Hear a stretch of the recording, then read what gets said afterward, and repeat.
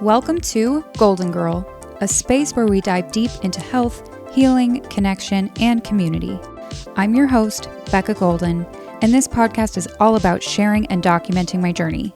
Each episode, we'll discuss topics like health and wellness, what I'm learning in therapy, work-life balance, relationships, community, and all the ways I strive for more aliveness and presence every day. Let's dive in. Okay, hi, let's start. Hello. For this episode, I want to recap my trip to San Diego. It just happened last week, and I want to fill you in and fill in all of our listeners. So, in this recent era of my health, I've been really learning how sensitive I am. I never realized that I'm very, very, very sensitive to mostly just to the energy of people around me, especially. And since I didn't know that, I really had no tools to help protect my own energy. If people were fighting around me, I would absorb the tension from a fight, and then maybe they would resolve it separately, but I wouldn't get that resolution.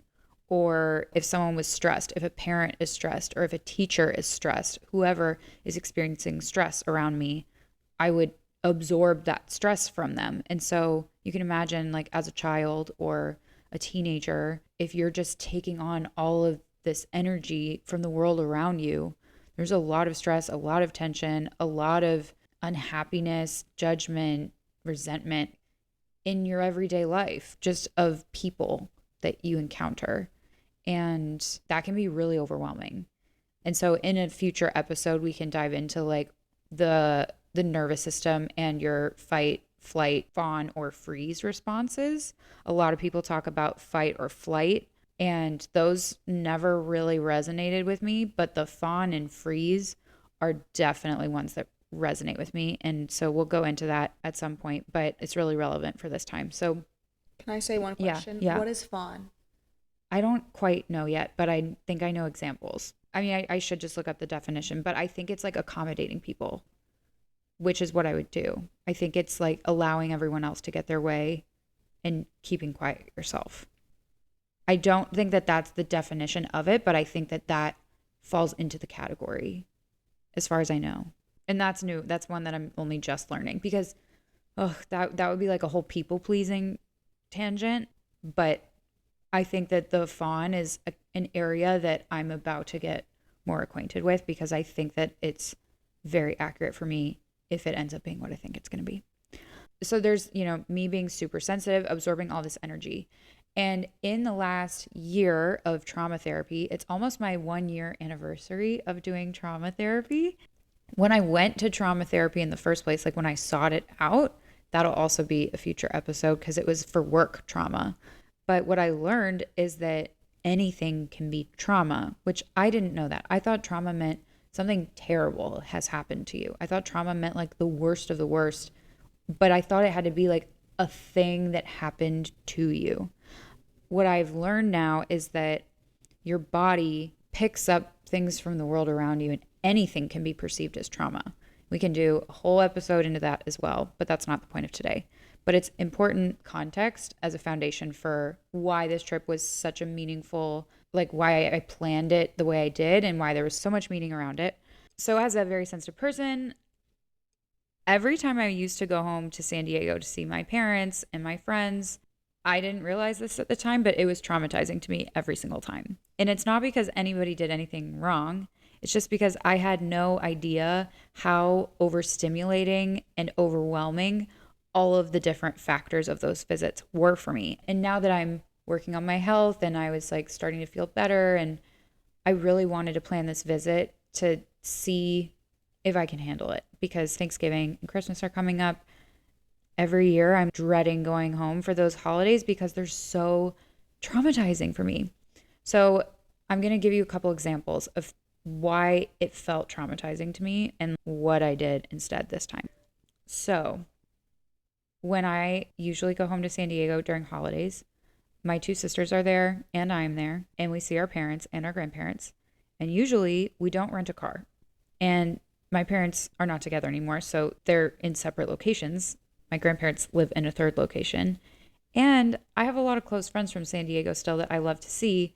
So every time I go home to San Diego and everybody is there together as a family, first of all, everyone has competing interests. Like Shira might want to go to see a friend at this time or might want to go to my grandma's place. And then maybe Jenna wants to meet a friend somewhere else. Like my learned trauma response to that, which is not, that's not a traumatic situation in theory, but for someone who's very sensitive like me, just that dynamic alone is so overwhelming and reminds my nervous system of feelings of helplessness, feelings of not having a voice, not having a say, because any contribution I make is going to get overridden, dismissed, and someone else is going to get their way. So, like, I basically learned to just keep all of my desires to myself because it didn't add anything helpful. It just made the situation more complicated. So, I think that is an example of fawn. I mean, I need to like look this up because I don't know if that's what fawn is, but if it is, that's an example of like me just deciding, if I wanted to see a friend, it's not even worth it. I'm just going to tell the friend that I can't do it because I don't want to add more complexity to this issue of how are we all going to get to these places with only one vehicle. So that's one example. We all had differing agendas and a lot of personalities, a lot of different energies in one house. We all used to stay with my mom, and that's just a lot of female energy in one house, all four girls in the house, which there's so many pros to that as well. But the cons for me, I've now learned that I really need my own space. And I didn't know how important it was that I can have space before and after seeing people and seeing groups, especially. But I've learned this in therapy that if I'm going to go to a party, for example, it's so helpful if I can have some time to myself before and some time to myself after. But if I have to go from like one thing to the next, eventually I just feel super burnt out and super overstimulated. And I used to not know how to deal with that because I didn't realize anything had happened to me. But it's traumatic, apparently, to my nervous system. So that's some context about the trip. And then I would also want to see my friends, and my family would be like, oh, Rebecca always just wants to see her friends. Like, you didn't spend enough time with the family. So then, on top of feeling helpless and trapped because I didn't have transportation and guilty, I would be shamed and then feel like I'm doing something wrong. So it's just this whole combination of things. And then on top of that, anytime I did get an opportunity to spend time with my grandparents, I would be with my sisters and my dad. And so again, I would just keep a lot of this to myself and just be there with them, not saying much. And then I would feel like, okay, that wasn't really very fun. So it's just basically the gist of this is that I'm just getting dragged around San Diego by my family who's like living their lives normally, but I am deciding to take a back seat and deciding to let everybody else do whatever they want, and then feeling really guilty for not having spent time with the people that I wanted to. But there's not enough time in the day, there's not enough cars, and like everything, it's just a mess. And I never realized that that affected me, but it did. And by the way, you're allowed to like chime in. I don't want to interrupt because I want to make sure that the audio is distinct. Do you know what I mean? Yeah, but you can interrupt because I could So just far, I do think a it's- solo episode if That's you true, but no. So far, I don't need to interrupt yet. Okay. Okay. Where am I? Oh, I know where you were. You thought that the experience that you had on your trips home was typical and was not something that was traumatic. But now we want to hear about the realization of perhaps Yes. this is not the right thing. Yeah. So I've learned that it doesn't have to be that way. I'm not going to say it's not normal or common or I don't know. But what I learned was that there's another way. And How? that's so exciting. It has to do No, with how did you learn this was how did you learn oh, that this was potentially not a path you wanted to continue on? well, I didn't know that there was another option for another path, but it came to my attention how this was a really hard thing for me to go through during therapy. So in therapy, I would share how I feel and I'd be like, I don't think I'm going to go home for the holidays this year. It's just really stressful. My therapist just kind of validates like, yeah, that does sound really stressful. She doesn't tell me what to do, but as I've been learning through therapy different ways of building self-trust, and I want a relationship with my family always. I love them. I want to be able to be okay around them. And the way that they are is not traumatic for other people. So basically, what I learned is that this is a me problem. It's not that, oh, my family is too stressful. That's their fault. They need to become less stressful. It's, oh, I am very sensitive. I had no idea I was this sensitive. I want to learn how to better regulate myself and protect my energy. And like, what kind of energetic boundaries can I put in place? What kind of safeguards can I build around a trip like this so that I can go home for the holidays and actually enjoy myself? Because I love my family. They're amazing people and they don't do harmful things to me. So if my body is perceiving this to be a traumatic experience, I believe that it's within my power to learn how to embrace my sensitive nature while protecting it as well. Yeah. Something interesting though that you said is you don't think that this is traumatic for other people, but you actually don't know that. Well, I guess what I mean is that my family's not treating me poorly. I wanted to make that differentiation. Like Okay. in telling the story, nobody's bullying me, nobody's harming me, nobody's intentionally harming me or like doing like it's such a nuance because my body could be experiencing harm from something that's inherently harmless. Well, I want to go into more of the why this trip is better, but there is one thing I do want to say first is that there's intent versus impact here.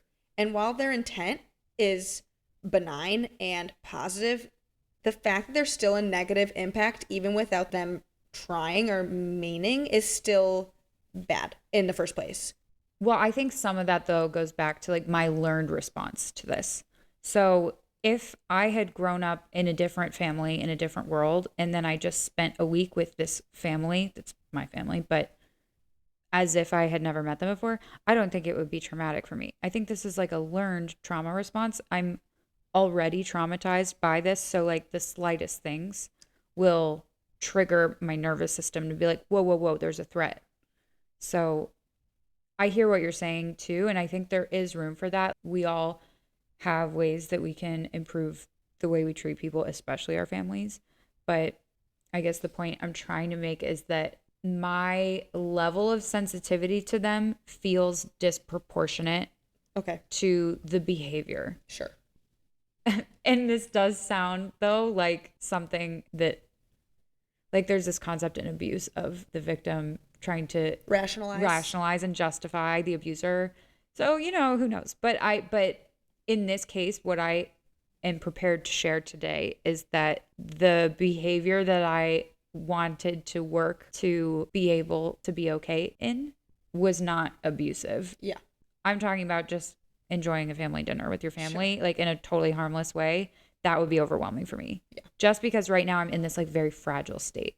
So I guess I should also take a step back and say that through this year of therapy, I've been peeling off all these layers and really removing all of my armor and just being completely vulnerable to all of my feelings. And I'm so delicate and fragile. The smallest little things are really intense for me because I'm just unpacking it for the first time now after, 31 years of being alive. You pick up a lot of stuff. And so I'm extra delicate right now, but I'm not as delicate as I was 6 months ago when I first was coming to some of these realizations. So it felt like a good time to test it out. It might make more sense when I talk about the safeguards and how they helped me. So, like, the very biggest one by far, I rented a car. I want to back up and start by Okay. saying a few of the things that seemed like they were potential issues. The lack of vehicular autonomy, being in a four female household. I'll also add not speaking up for yourself, even for things that are benign. For the example is, I want to see my friends and I don't have a car. And my family is saying, oh, Becca always wants to see her friends. She's neglecting us. This is her problem. And she should be wanting to spend time with me. One of the potential solutions with that is saying, actually, parents, it's okay that I want to see my friends. I love my friends. That's a you problem, not a me problem. On the flip side, saying, hi, friends, I don't have a car right now. If you could please pick me up, I really want to spend time with you. That would be great. Whatever. We're not going to belabor this, but I think that is, let's at least say the vehicular autonomy and the house with all the women are two obvious things that we can, have solution. And then the speaking up for yourself, we'll see if that becomes a solution. But that was one of the things that I noticed as three potential problems. Mm-hmm. Yeah. I want to add to when you're talking about oh, Becca just wants to hang out with her friends. If we go to like a subconscious level, what I do in therapy is we go even deeper. It's like, okay, what else though? And so when I dig even deeper, it's like, oh, my family thinks I'm a bad daughter. I'm a bad sister. Like it gets catastrophized. And I don't spiral in my head about hypothetical scenarios. Catastrophizing is not something that my brain does, but like deep in the subconscious layers, if I were to be like, okay, why is that threatening to my nervous system to say, oh, Becca just wants to be with her friends? Of course, it shouldn't traumatize you. No. Oh, I mean, I shouldn't even say like shouldn't traumatize you because that's the wrong language to use. Anything can be trauma. But in my head, it's almost like, okay, that feels like something that I would normally in other circumstances be able to brush off as not a big deal. But why is it so triggering to me? And I think it's because ultimately it leads to like, oh, Becca just wants to hang out with her friends. Becca doesn't care about her family. Becca's a bad person. It's like She's an inadequate family member. an inadequate family member and not worthy of love. Like Yeah. it gets to be like so ridiculous if you follow it all the way. And then it's like, oh my God, I don't believe I'm worthy of love if I can't see my friends. That's a crazy thing. And it's not how it really works. But until you go to that point and then you say, that seems ridiculous, then you have to say, no family members, you're being ridiculous, not me. Or not even ridiculous, but then only by going to the craziest end of this mental conga line can you say, I'm actually right here.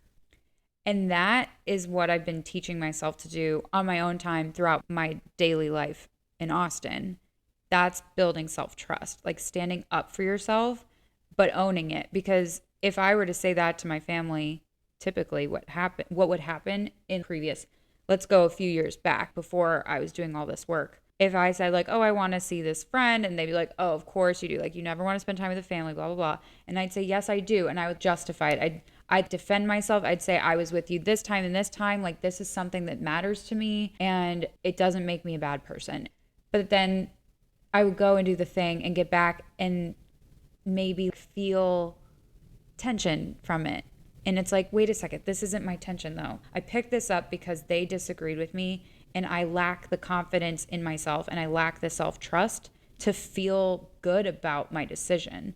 Even though I would go do it anyway, I would get back to my mom's house and feel like shit because I'd be like, I did something wrong. I disobeyed the guidelines of being a perfect family member. Yeah, it's a zero-sum game. It's like you go to see your friend, you come back and you still feel bad.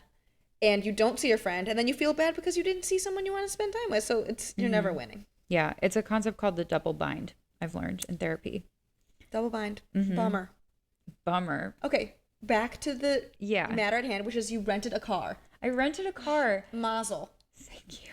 Thank you. It was such a liberating choice for me. Oh, and so let me just say in the car rental, I have an example of, I call them actually my dad called them micro interactions. These micro interactions that I have with people and scenarios throughout my life every day that are building self-trust or maybe breaking self-trust. So with the car rental example, this was the beginning of the trip and I had already put all this thought around, okay, how am I going to show up on this trip? And I get to the car rental place, I get my car, and I like open the trunk. I'm so excited. I put my bag in. It smells like smoke, cigarette smoke, so much cigarette smoke.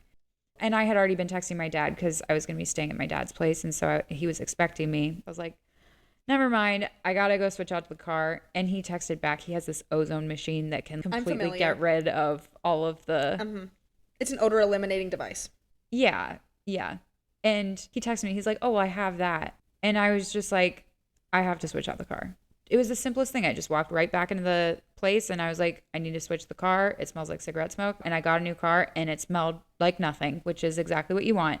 And that small thing, just that choice to say no to the ozone and to say no to the cigarette smoke, it is the smallest thing. And it's something that might not cross someone's mind. It's like a lot of people do that stuff automatically and a lot of people won't. I A lot know. of people will just deal with it because Yeah. they don't want to make a fuss. Yes. And I have lived so much of my life just dealing with things because I don't want to make a fuss. And it's because I have this narrative in my head that is judging me for making a fuss. Anytime I make a fuss, I hear in my head, it's not that big a deal. This is silly. This is And stupid. You're there's causing, so you're many you're so reasons. particular. You're so high maintenance. You're so this and that. And it's like this narrative actually doesn't even belong to me. This is not my voice in my head. This is someone else's voice in my head. So learning to decide that that's not my voice leads to it being silenced, Yeah. because the more I realize it's not even me, Mm-mm. the more my body's like, oh, well, why are we listening? And I believe maybe sends it back to its rightful place. Well, the thing that's hard too is that even for something as small as making a small fuss, there's so many different voices saying why you shouldn't. We could come up with a lot of answers for why we feel the pressure to remain silent on small things. Oh, yeah. And that's a good victory. This is a big one. It seems like a small step in the right direction, but it really is a big step in the right direction. Thank you. I Yeah, it agree. is.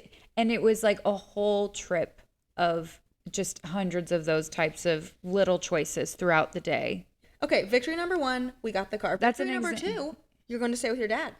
Yes. So I decided to stay with my dad. Usually I stay with my mom. She has a lot of extra beds and we all just stay there, which is just easier. She's also closer to my grandma's place.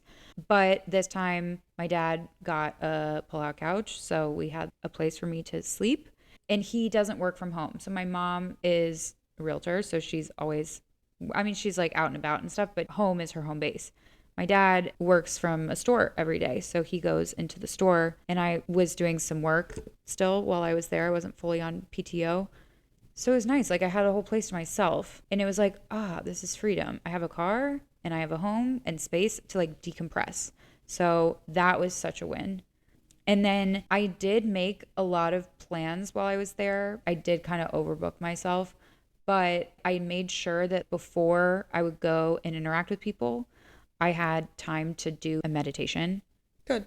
And afterwards, I would do another meditation. Great. I was journaling a lot, so a lot of reflecting. And I did a lot of yoga while I was there, which is like me time. So I had dedicated time for myself.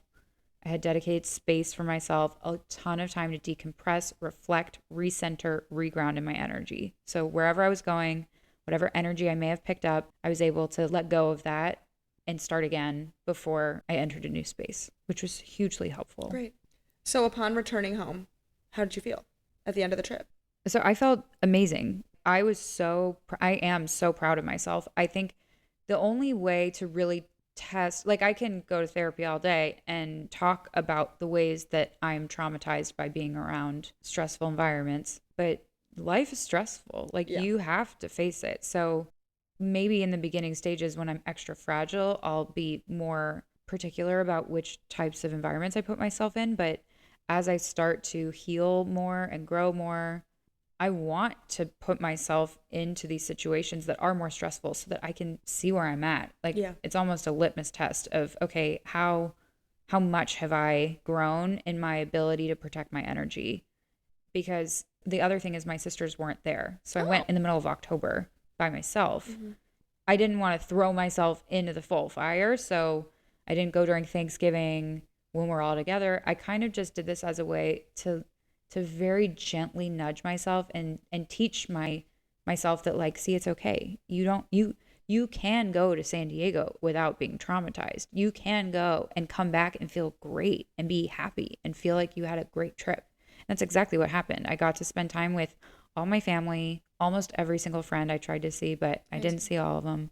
But it was such a win for my inner self that I've been building trust with. It really taught me that like, oh, you can definitely do this and it doesn't have to be that scary. Great. And if you arm yourself with different things like a rental car and conscious meditation choices. And there was a time I came home from dinner with somebody or came home. I went back to my dad's place, Yeah. and he had already gotten home from work. So like right when I walked in the door, he was there and he was like, "Hey, how was it?" And like we were recapping, and then I realized, "Oh You my needed God, time I'm to yourself. overwhelmed." So I just told him, I was like, "Hey, actually, is it okay if I like go upstairs for like 20 minutes and then can we catch up after that?" He's like, "Yeah, of course."